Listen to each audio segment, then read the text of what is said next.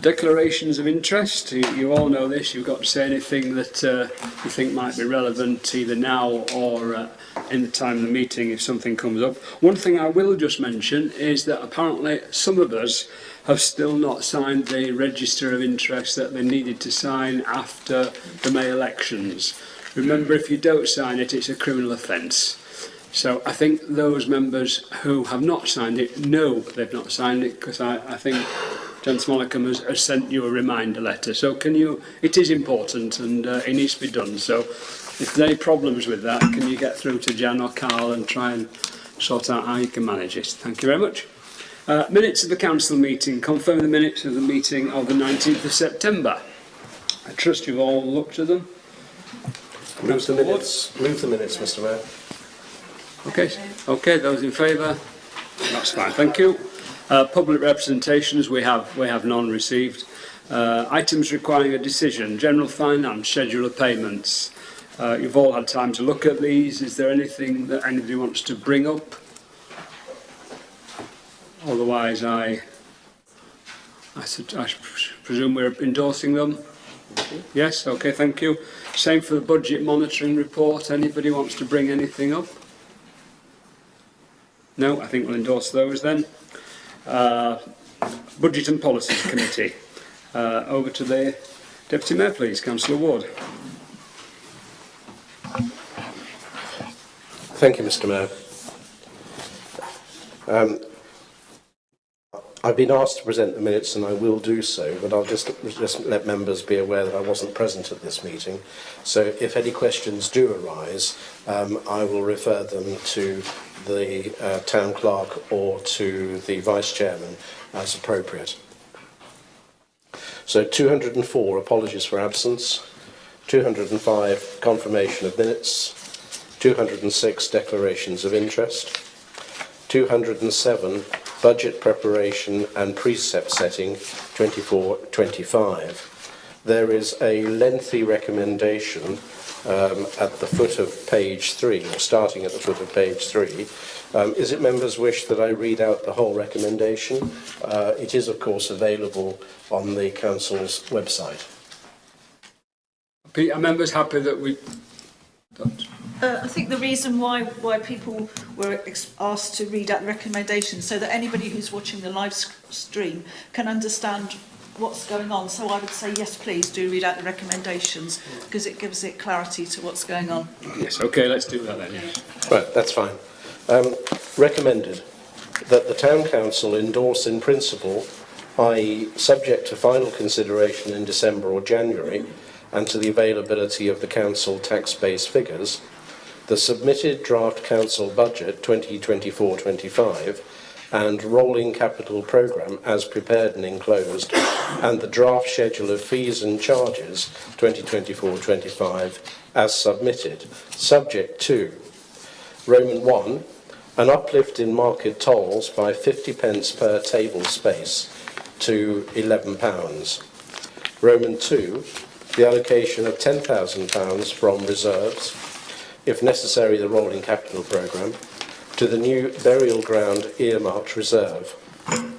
Roman 3, delegation to the General Manager, in consultation with the councillor representatives serving on the Guildhall Gateway Centre Advisory Forum, to set the schedule of fees and charges for the Guildhall Gateway Centre, as incorporating adjustments arising from previous deliberations of the Council, and providing for A, the normalisation of the general reserve at 12 months net expenditure in 24-25, subject to availability of funding.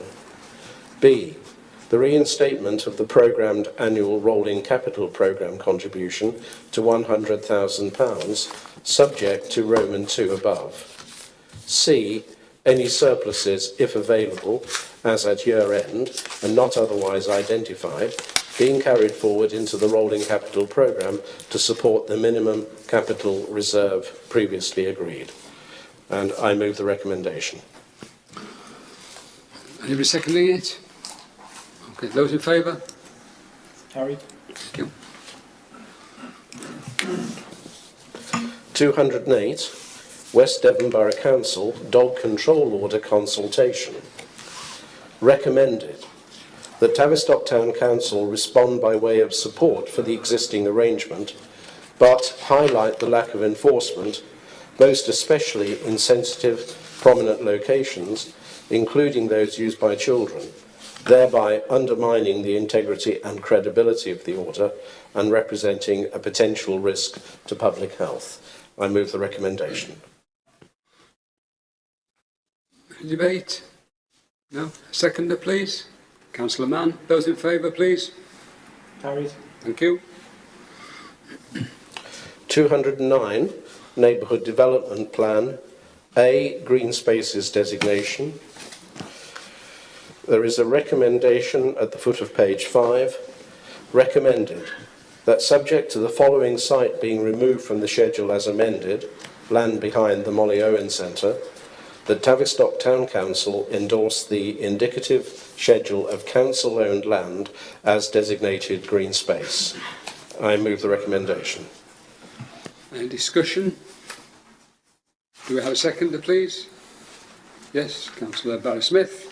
All in favour? Carried. Thank you. 209B, Neighbourhood Development Plan Financial Forecast. 210, Tavistock to Plymouth Rail Link. 211, proposed charging for on-street parking. And my understanding, Mr. Mayor, is that this is on the agenda for further discussion later in the meeting. 212, Goose Fair 2023.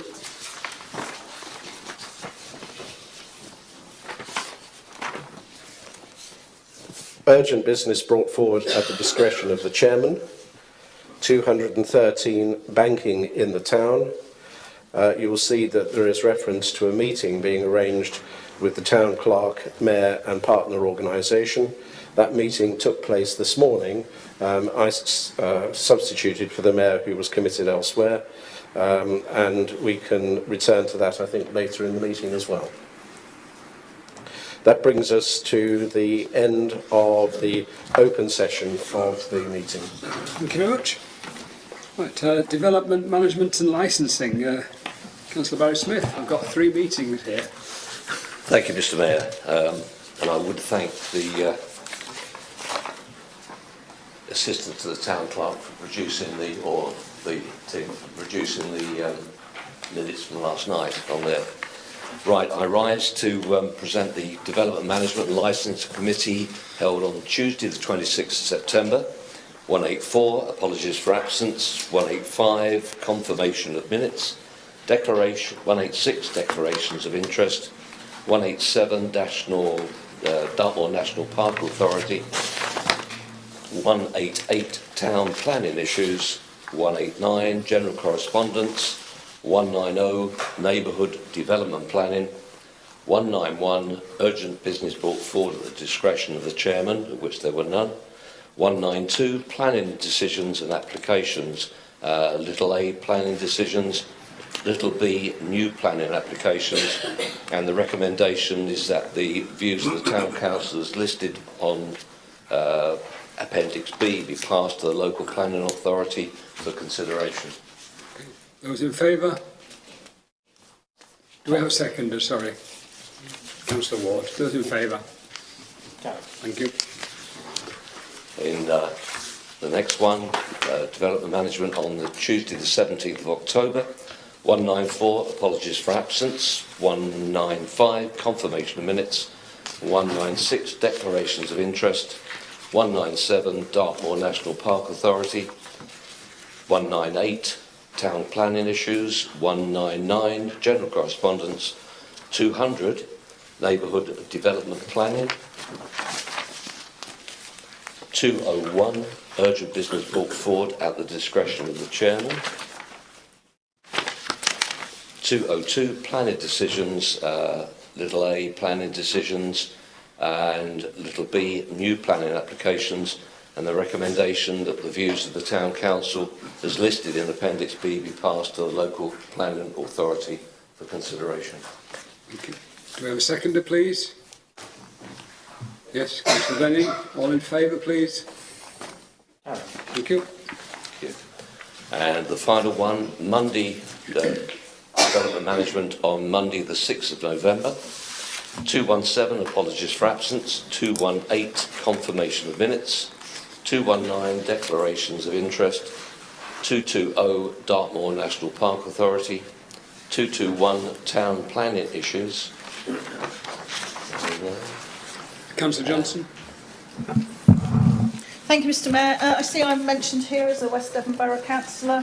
I think that's in regard to me being a member of the HATOC, which is the Highways and Traffic Order Committee. I will speak to Councillor Hipsey about it, but I would remind the Town Council that highway matters are a responsibility of Devon County Council. HATOC is actually controlled by Devon County Council. Look at their terms of reference. Only county councillors can chair it, and the meeting which was scheduled this morning was cancelled because there wasn't sufficient to discuss. The only one meeting I've been to, we looked at a number of traffic regulation orders, and only if they were controversial did they have any discussion, really. So I'm happy to speak to him, but I would really think if the Town Council is concerned on highway matters, it needs to speak to the County Council. Thank you. Councillor Hipsey. Thank you. Just to assure Councillor Johnson that I was simply asking some advice on whether we had any impact on any route to HATOC, and it was pointed out the fact that you just have to be a member. I think nothing sinister involved. Okay. I promise you. Thank you. Thank you. Councillor Smith. Mr Mayor, thank you. 222, general correspondence. 223, neighbourhood development planning. 224, urgent business, which there was none.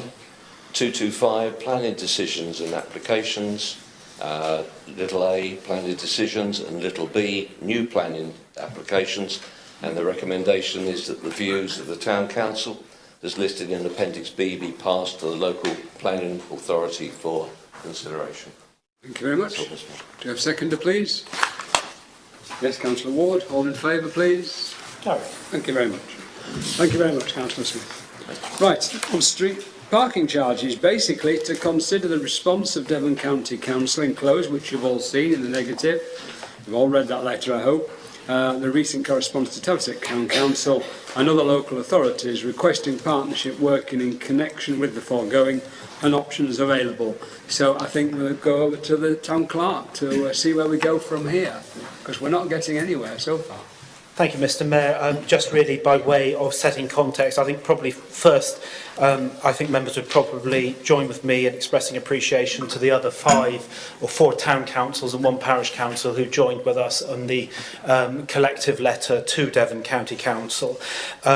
You may be aware that the map options, which were confidential at the last meeting, are now publicly available on the Devon County Council website, so they can be shared with members of the public, and they are open and accessible to members of the public to inspect and to view. As mentioned earlier in the meeting, a request has been put through to Devon County Council's Highways Officer as to which of those options is the preferred option for the public consultation, and we will let you know the answer to that when we receive it.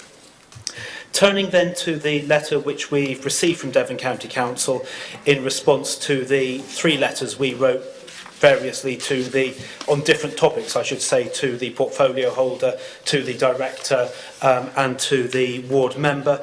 The letter makes clear that Devon County Council has no intention of addressing the concerns which have been raised by the affected towns and parishes, nor of demonstrating whether or indeed if or how the requirements of the legislation of the relevant Road Traffic Act are actually going to be met. Obviously, there's a range of options that are potentially available to the council. I would suggest that there are probably 2 principal options subject to the views of members, but you've got the opportunity to explore others. One is to accept that the town council has done what it can reasonably do in the circumstances to try and represent the interests of its community and to promote probity in the county council's decision-making processes. The County Council has made it absolutely clear it's not going to move from its stated intention, irrespective of what evidence is provided by any community, and it will be proceeding, and therefore we just make our representations to the consultation in due course and effectively let the matter lie. I mean, just by way of context, and I know it's not Tavistock, but I spoke to colleagues at Oakhampton earlier today. You know, they've undertaken their own survey. 1,800 people have responded. I think 97.6% have objected to it. They've also identified the fact that Oakhampton Town Council is one of those communities. It's the only one community where it falls within the remit of on-street parking charges. And it's also referenced in other Devon County Council information as being one of the 8 most deprived communities in the county. So, you know, you can, and yet DCC are still intent on proceeding there with on-street charging. So it looks as if this is a predetermined decision, but that's a matter which obviously time will tell on. The alternative, I guess, to the first option is for the council to think about whether or not it wishes to take matters forward more formally, either on its own and with other councils, as the case may be. If it was minded to favour that course of action, it would be appropriate for a more detailed discussion around the legal, the procedural and the practical means of redress that might be available to it, and that would appropriately be held in confidential session at item 15.2. I think it goes without saying that if it were to take action in that, it would need to be action which was consistent with legal advice received in relation to the various options that were potentially available. So I guess the question to the council is, at this stage, does the council wish to either A, take the first option, B, take the second option, or C, devise a further alternative option in terms of what it wishes to do in relation to the proposals of Devon County Council for on-street charging and its introduction in Tavistock and beyond. Thank you, Mr. Mayor. Thank you very much. Right, so it's open to everybody. Can anybody think of another way? We've got the say we accept it, whatever they want to do, say we don't accept it and decide how we can go forward. Are there any other options that people can think about?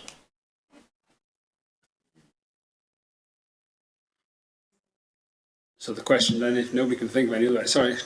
I definitely don't think we should accept it. I think this is most unacceptable. Sorry. And I think we need to look at the other options that are available to us. I really do. This is our one opportunity to stand up and make sure that people realise that it's, you know, the town council is behind the people of the town and the businesses of Tavistock, which, you know, have traded successfully and gone through very difficult times and are still going through difficult times. We need to be here to support them, to make sure that they continue to trade. Okay, thank you, Councillor. Does anybody, because if what Councillor Johnson has said is we'd have to do that in part 2, is there anybody who's got a differing opinion? Or are we all basically of the same mind that we need to discuss this further? And in which case we'll go to part 2. But before we do that, Councillor Ewens. I would like to support second that we take this into further discussion where we can discuss the varying options that are open to us. Okay, thank you. Yes, Councillor Martin. Yeah, I'm in agreement with everybody that's around the tables here. I think that we're in a situation where we potentially can still work on alternative. I think that having a better bus service around town, as well as, you know, perhaps having some parking fees would work well. So if we could work with the Devon County Council, and maybe that we can go back to them and say, look, we know the direction of your thoughts. Perhaps for the town, we could have a better bus service in the centre of town that connects the rural areas as well as the centre of town. So we had a more coordinated bus service, which would support the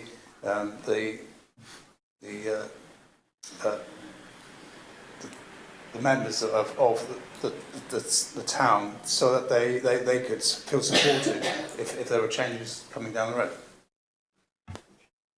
Good. Councillor Hipsey.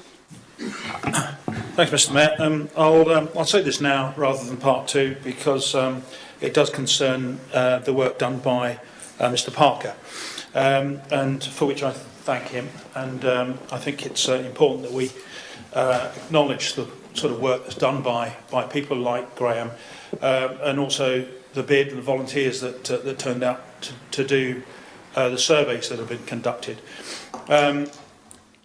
This points up to me the fact that this town, the council and the people of this town have done quite a lot to gather evidence, and which shows that the town in general is opposed to this proposal. And I think that's really important, because we've got up and we've tried, and I'm glad to hear now that Oakhampton are doing the same, or have done the same, with very much the same results. This is in stark contrast to anything that the County Council have done. As far as I can work out, and certainly reading the letter from Councillor Hughes, this is really being imposed on us in a very arrogant way, with absolutely no backing evidence whatsoever that I can see. And I think that's really important that we remember that. We've done a lot to try and defend our position. Oakhampton have done the same. What have we got from county? Little or nothing. No reason given at all for the decisions they're making. And I think that's unacceptable. The democratic route here, the thread of democracy, is very difficult to establish now or even recognise. This is being imposed on us, and it's unacceptable in my opinion. Thank you, Mr Mayor. Okay, well, I think the feeling of the meeting very much is that we now need to go into part 2 for this, or well, when we get to part 2, but we'll discuss it further on in the meeting. Okay, so we'll move on for now. Service reports. General Manager's report. Now, you've all had these reports. Wayne, as always, is delighted to answer questions, have discussions on anything. Anybody want to discuss anything on the General Manager's report? Don't put your hand up, Devo, for goodness sake. Councillor Mann. Sorry, have you actually started the Bannerwell work yet, or have you been able to? No, that work has now been delayed until the new year, probably around February, March time. Okay, thank you. Councillor Hepsey. Very small point, but the notice on the gate, I think, at Bannerwell Street Park suggests that it's been closed because of flooding. That's well, yeah. That is true. Yeah. Okay. I don't think it's flooding anymore, but I don't know. Okay. Thanks. May I just ask a question to the General Manager? Has the drain been cleared by Devon County Council recently, and is that why we're flooded out again? Devon County Council a couple of months back did do quite significant clearance works to the culvert itself. There are some other sort of like modifications to the drainage system which are still outstanding, and we're in negotiations with Devon County Council to try and rectify that. But I would say the localised flooding that happened last week was consistent with what has historically happened for short periods of time, and then the water drops back, even prior to the culvert being installed. Thank you. Yes, Councillor Martin. Just ask a question about footpaths around the football pitches and the growth of the hedge borders along these footpaths, and whether something can be done about it. I don't know whether it's private, it must be public, but some of the footpaths and cycleways are encroaching on cars and it's causing a bit of a hazard. Just wondering if that could be addressed. That's most likely West Devon Borough Council or Devon County Council.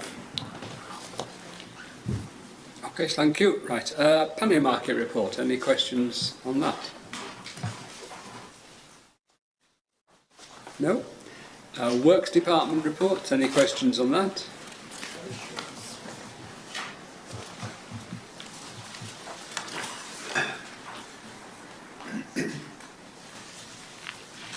No? And finally, Town Hall and Butchers Hall report.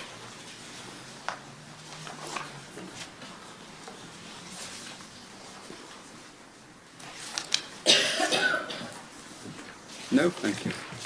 I think just pass on the thanks of the council to the fact that Tavistock seems to be working back to normal again, doesn't it? after COVID. It really does, you know, things are working again. So just pass on the thanks to everybody. It's been a hard 3-4 years. Finance and other matters. Report of the assistant to the town clerk. Jan? It's just a quick reminder, please, about next Tuesday's councillor strategic planning event. You will be receiving an email from me in the next day or so, but it's just a reminder for your diaries. It'll be in the Guildhall, not here. Guildhall, what time? 6:30? 6:30. But you will... Sorry? Will it be warm? Yes. Yes, Councillor Murphy. I think I might have missed it. I'm really sorry. The museum. Because I went to a meeting the other day. I can't remember when it was, last week or the week before, and it was just very interesting about the heating. How is it going to be heated, the museum, when it's reopened? After structural work. The museum have been given a 11-page document which relates to building management and maintenance, which was issued, I think, probably the day after that meeting, which also feeds into their obligations around their lease requirements, etc. But there is clear clarity around heating, ventilation, use of materials in relation to what kind of paints, etc., to ensure that dry rot does not occur again. There was a suggestion actually that just a comment that the heating.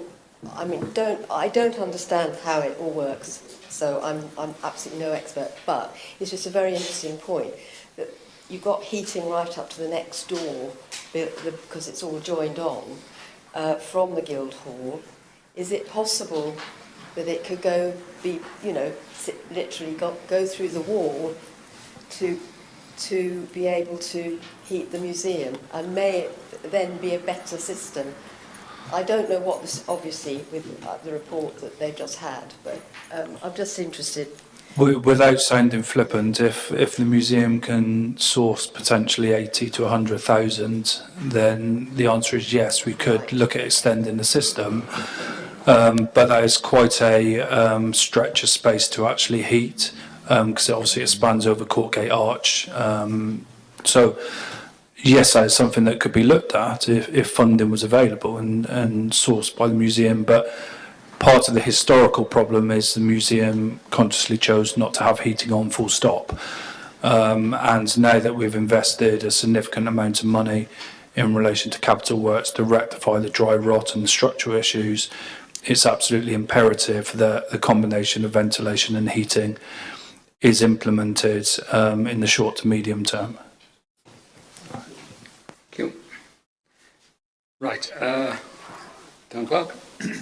Yeah, thank you, Mr. Mayor. Just really by way of the update we said we would give in relation to the closure of NatWest Bank, representatives of the council and the bid company met with two of the regional directors, one for business and one for personal investing today, to see whether or not there was anything that could be done to enhance, improve or ameliorate the impact of the removal of the service from the town. I think the short answer is certainly on the personal banking side of things, it appears that they have very strict and fairly rigid processes, and the processes are what they are. That means that they've got the 12-week period where 1 day a week there is a drop-in service available at the library, but there isn't a facility to be able to extend that or to be able to do differently. There isn't an appetite or a willingness to engage in the potential provision of or the foundation work for a banking hub or equivalent. That would be something we would have to pursue separately. I think probably it's fair to say on the business side of things there was agreement that some additional information could be provided and the potential some additional resource could be provided to businesses through the appropriate relationship manager, and I'm hoping that that will go forward. But I think in broad terms it is what it is, and we've just got to hope that the last remaining bank in the town stays for as long as it possibly can. Thank you, Mr Mayor. Happy to take any questions. Thank you, Mr Mayor. No, just a question about the temporary pop-up in the market. Does it include an ATM facility? Because the reason I ask the question is that as the banks close and close and close, each of them close their ATMs. Midland Bank, I'll still call them, and NatWest and the Barclays Bank. So that's 3 fewer ATMs. And I don't know whether any of you have tried to get money out after a Friday or Saturday night, but a lot of them are empty or very limited resources. So I don't know whether they've taken that into consideration when they remove the ATMs. We didn't have a specific conversation around ATMs. My understanding is that unless directed otherwise, and the only circumstances where a bank would be directed otherwise is where it is the last ATM in the town, is that the ATMs go when the bank goes. And the only way back that you've got is through Link and the Cash for Action group, in the event that you find yourselves without a service. So, for example, Lou recently found itself in the unenviable position where, as a tourist resort, at hours other than normal shopping hours, sort of 9 till 5, it had no ATM in the town.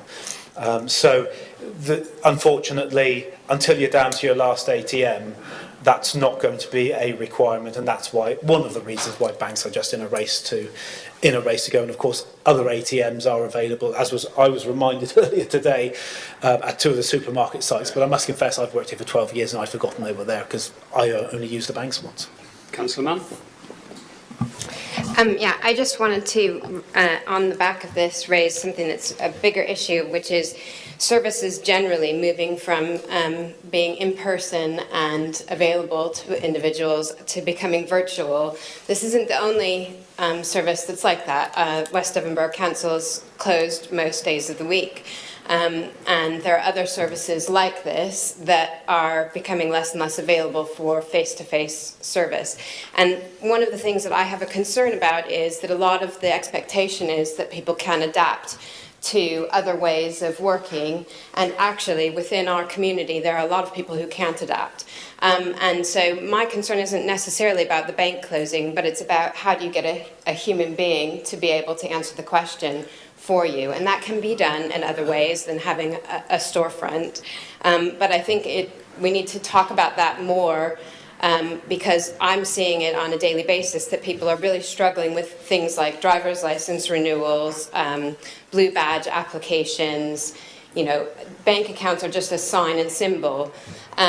With regard to the ATMs, obviously NatWest has pointed out that they have 2 ATMs that are high spec, high service over at Tesco. Again, that's an issue for our town centre, in that what they're doing is directing people away from the centre of town and out to the big box stores, which is obviously a concern for the bid. So I think there's other things that we need to talk about if we're going to be talking about ATMs. It's not about having one, because we could have them nearby, but again, it's if it makes it only so much more convenient for people to take a car and to go straight to a grocery store rather than actually come to a market town. So I think the issue of the closure of those banks is an opportunity for us to also strategically, because I know we're going into strategic time, talk about what kinds of services in our town centre that should be there for people so that we can continue to have a bustling town centre more generally. I have another topic, but it's off this particular one, so when we have a chance. Okay. Councillor Ewing. I was going to talk about item 9 on the assistant to the town clerk's report, because I think that's where we still are, aren't we? And that is the lettable properties and the energy performance. You said there that it's not very clear as to what is happening, but I understand from arms charities and things like that that they will not be able to afford to retrofit their properties, because you're looking at between 80 to 100,000 pounds to be able to do that. Some of our properties are going to fall into that category. not asking you directly now to stand up and say what the plan is, but will we get a report in time from maybe yourself or the General Manager, giving them some more work, as to what we're going to be able to do with our properties and how we're going to manage? Because within our budget discussions, we didn't actually discuss that at BNP, and I'm sorry, it's remiss of me as well, I was there, that we should have actually discussed if we need money set aside to retrofit our properties. I can tell you what the emerging current plan is, and the reason I frame it that way is twofold. One of which is obviously the government has actually made some changes in relation to its expectations around the climate change agenda, and so there's a certain lack of clarity as to where that's going. On the basis of the legislation as it currently stands, the difficulty is that we have been unable to get a authoritative answer, either from solicitors or from EPC inspectors, as to exactly what the obligations are. So the position appears to be, but please take this as an appears to be at the moment, that there is a potential exemption for listed buildings, but there alongside that, that is balanced against what can reasonably be achieved. And therefore, our operating assumption until we can get some more information is that what we will need to do is to review each of our buildings, establish which category it falls into. So, for example, the pannier market, because you have doors that open and close, is subject to a different category of EPC to what a shop unit would be, or the town hall, as the case. A DPC, is it? So you've got EPCs and you've got DPCs. What we would need to do is we would need to establish on a unit-by-unit basis what could reasonably be achieved within the constraints of the fabric of the building and the nature of the listing. Affordability, I don't think, as far as I'm aware, is an issue, but practicality in relation to the listing and the integrity of the listing would be. So, for example, if you said in relation to this building, well, clearly, if we were to install double glazing, it would have a dramatic impact. The answer is going to be double glazing would be contrary to the listing, it would be unacceptable, and that would not be acceptable. Whether secondary glazing might be acceptable is a different matter, and that's where we would have to go in relation to it. The reason we haven't gone any further is because we're still trying to get to a stage where we can say in a coordinated way, this is what we're doing and how we're doing it.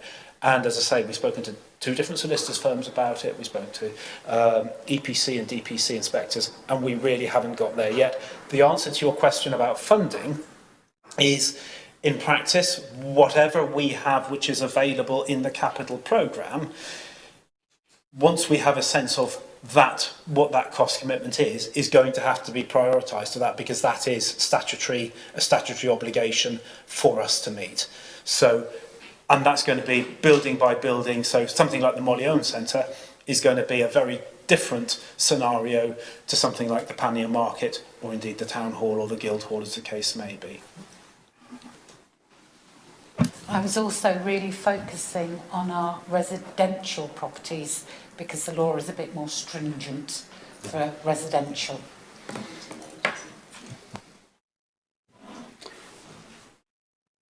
Okay, Councillor Mann. Sorry, this is in relation to training. Obviously, we had the DALC annual conference, which we all attended, and I just wanted to, on the back of that, note that we're going to have a few more meetings. One of the things that happened there is that Devon County Council came and said that they were going to be engaging with us, and they are going to be doing so. I think you all will have received an email about the John Hart briefings around and I would encourage you to sign up to go along to that. It's just unfortunate that it happens to also fall on the night of our next council meeting, the 12th of December. we can't all speak, but it would be interesting for everybody to be able to listen in to see what their priorities are. The other thing that's happening through DALC, which I wanted to let people know, is that they are having sort of these community conversation meetings, and I can't attend them because they're during the workday, so they're about 10 in the morning. There's one on Thursday that's going to be about the devolution deal that Devon is putting forward,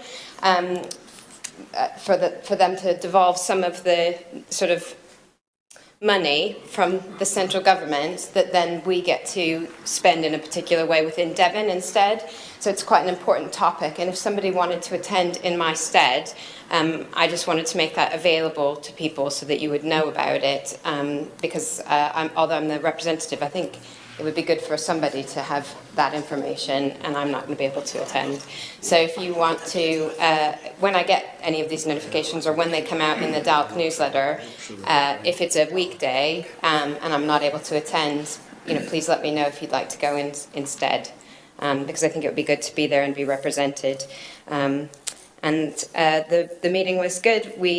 I don't know if everybody knows that DALC is now an organisation that is actually like a company, so it has directors, and that's how it's being run. So if you want to go online, you can find out a little bit more about that. And that was really, there wasn't very much else that we talked about other than it did come up at that meeting about sort of potholes and the same things that we've been discussing here about the car parking. So that was discussed in person with John Hart and the CEO, Donna Manson.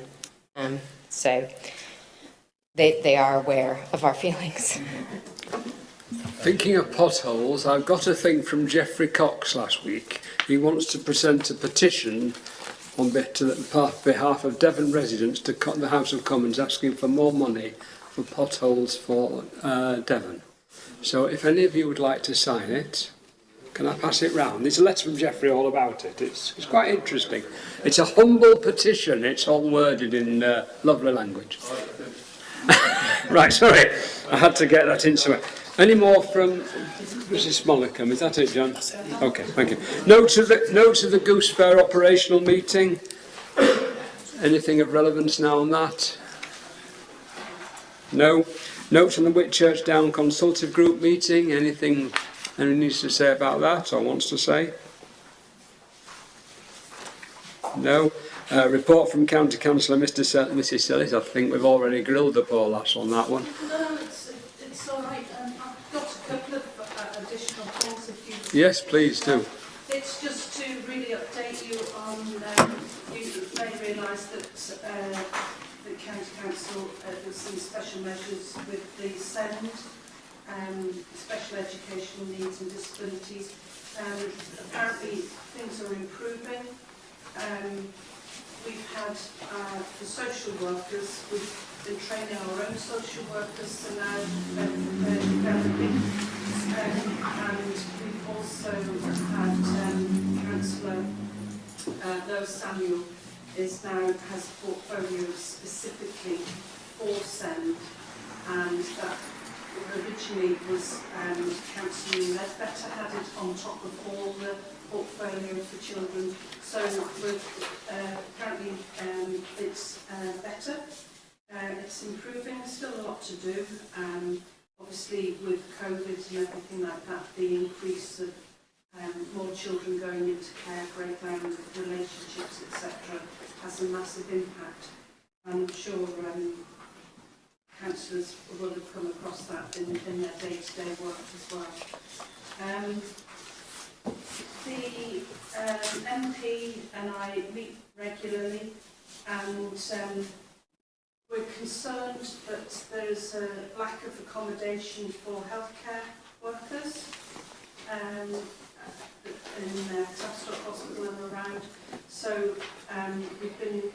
we're looking to see how we can improve accommodation for key workers. So that would be a thing that obviously West Devon will be involved with as well. So it's also your opportunity. Thanks for mentioning about Sir Jeffrey's petition. That's ticked. think that's about it, really. Is there anything that anybody wants to ask? Councillor Hipsey? Yes, can I thank Councillor Sellis for her report. I'm particularly pleased to see, regardless of the problems with the 86 bus, that the 89 bus is going to Emden Grange. Hurrah, at last. That's brilliant. Spoken to some of the people up there, particularly the young mums who push chairs all the way up that hill, and then they're faced with those horrendous steps. So at least they can actually get on that bus now. So that, I think, is a victory for everyone in that part of the world. So thank you for that. Well, that's sorry, I'm not obviously involved in the money. Thanks for mentioning it, though. Also, there was a lot of work. Oh, obviously the traffic has been chaotic. And thank you for not asking me about it. I had a right grilling last night at Goldwood Parish Council. Quite understandably. I'm in it as well. I understand what's like. But unfortunately, as I've said so many times, on a crossroads in a bowl, in an ancient market town, we do all have to be so patient. And people have been very nasty again. And I would just remind people, when residents say things to you about Devon County Council, people, as I've said before, officers have left because of the vile treatment, and it's unacceptable. And quite frankly, I've had enough, and I just don't think that people should be so nasty and rude. We're all trying to do our best, and with difficult financing and inflation, yada yada, we all know why. So I think it's really important that we do all, disregarding political, but it's not political. We as a community must work together to help our residents and each other, and be kinder to each other.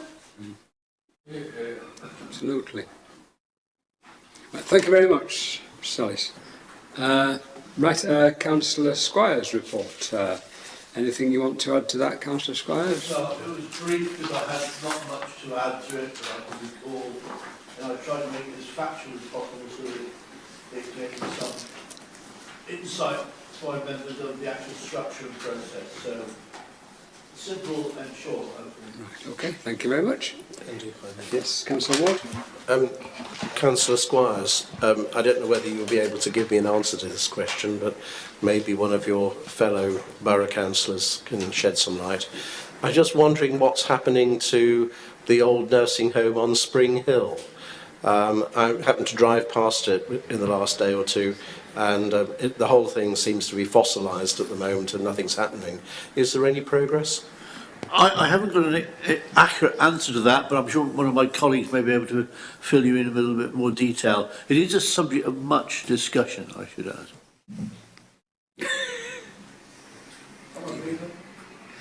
Yes, I think Councillor Sellis may know.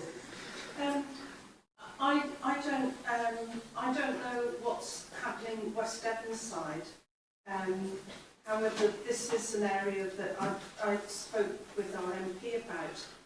When I had portfolio for homes at West Devon Borough Council, I did call a meeting, and we met with the NHS, the asset representatives, and because I firmly believe that site needs developing, we need to develop the old midwifery site as well.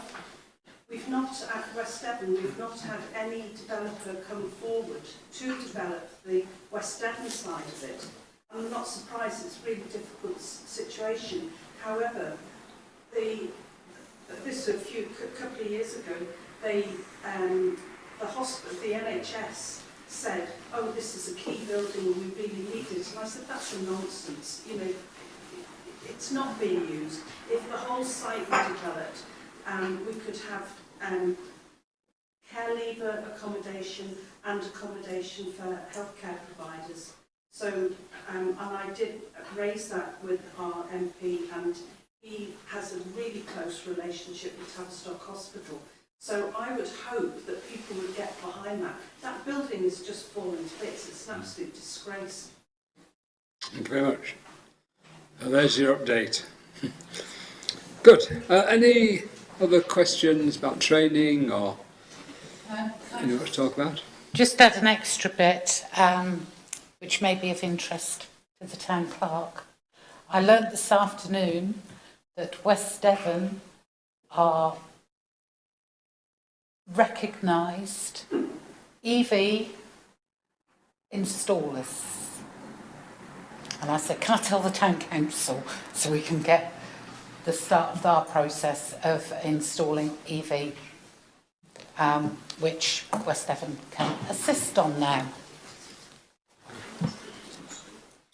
Okay, any training things, anything else anybody wants to talk about?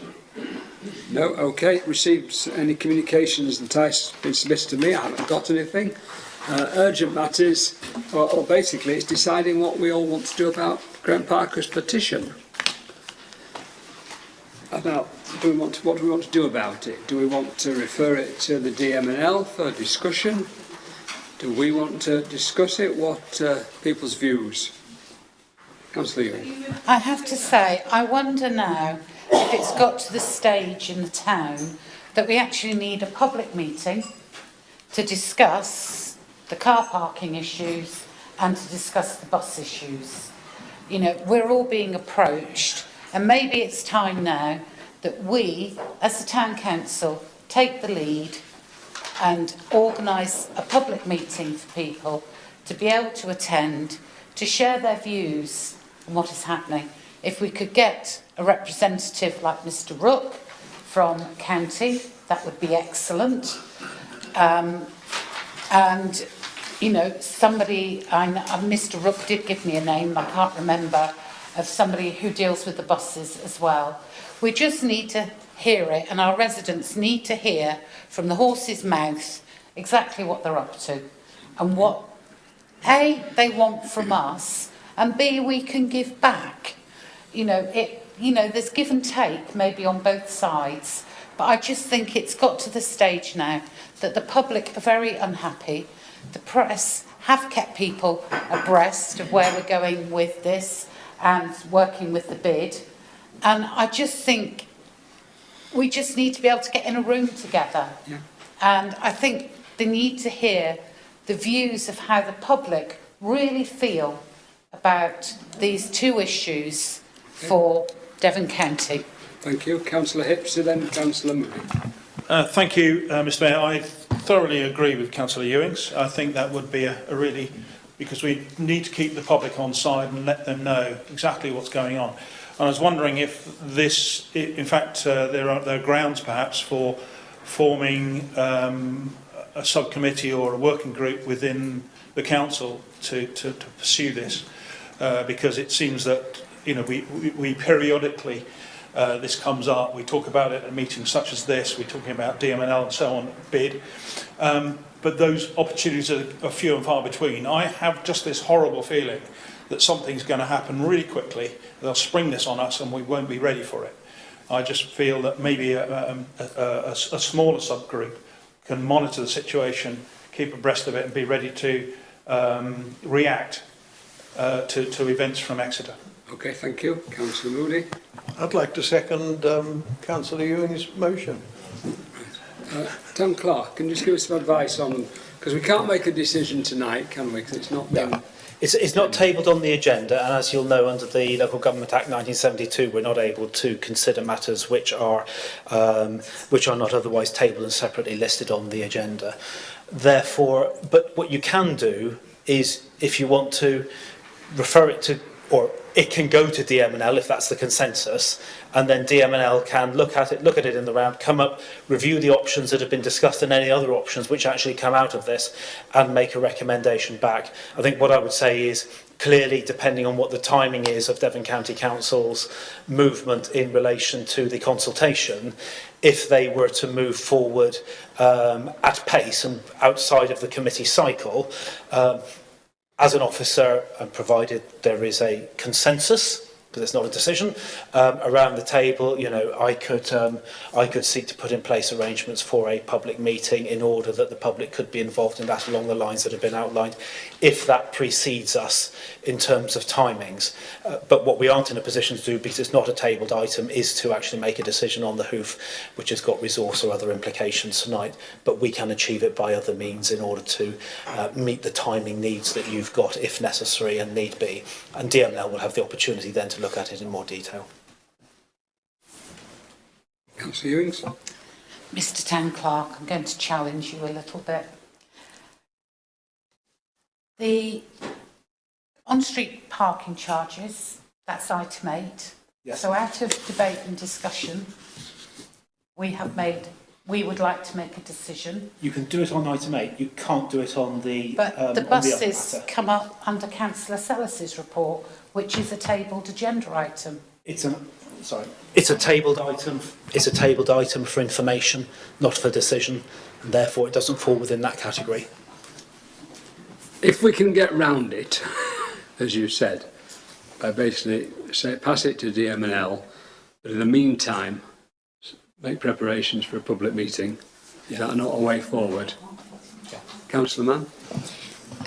I just want to point out that I am actually having a meeting tomorrow night at which we are talking about transport in part of the neighbourhood development plan.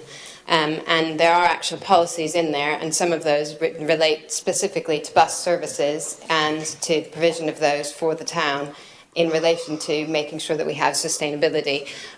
I'm not saying that this is an alternative, but what I would like to ensure is that if we are going to be going down the public route, that whatever we are talking about is also contextually given to the neighbourhood development plan team so that we can integrate any needed policy language that would be relevant to what we want to see when we're talking about the provision of bus services, like a town bus service, those types of things, and that they come into the plan, because that actually already forms part of the policies that we've identified, because the issues have already been there.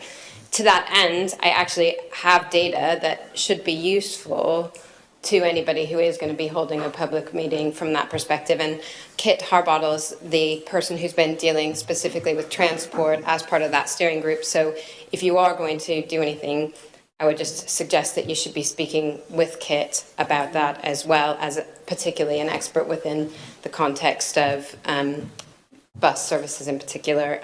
And she's been speaking with the LC Whip and about active travel, all of that. I just wouldn't want that to be excluded from the same conversation. Okay, thank you. So is that the feeling of the meeting? We refer for DML, and in the meantime, the clerk looks upon convening a public meeting as soon as we can, to basically just a wide discussion on the whole thing. Just one question, if I could, in relation to the car park charges side of things. I am assuming, please correct me if I'm wrong, that there is no mileage in having that meeting until we know what the proposal that Devon County Council are actually going to be consulting on is, because the public may have a dramatically different view as to whether it's option 1, 2 or 3, and how that potentially is going to affect them. The difference between them is substantial. I can't speak, can he? There isn't an opportunity for public participation at this stage. I'm afraid there is no public participation, Graham. Okay, so we know what we're doing, yes? Good. Right, exclusion of press, part 2, please. Thank you both of you for your contribution. Very, very valuable. Thank you.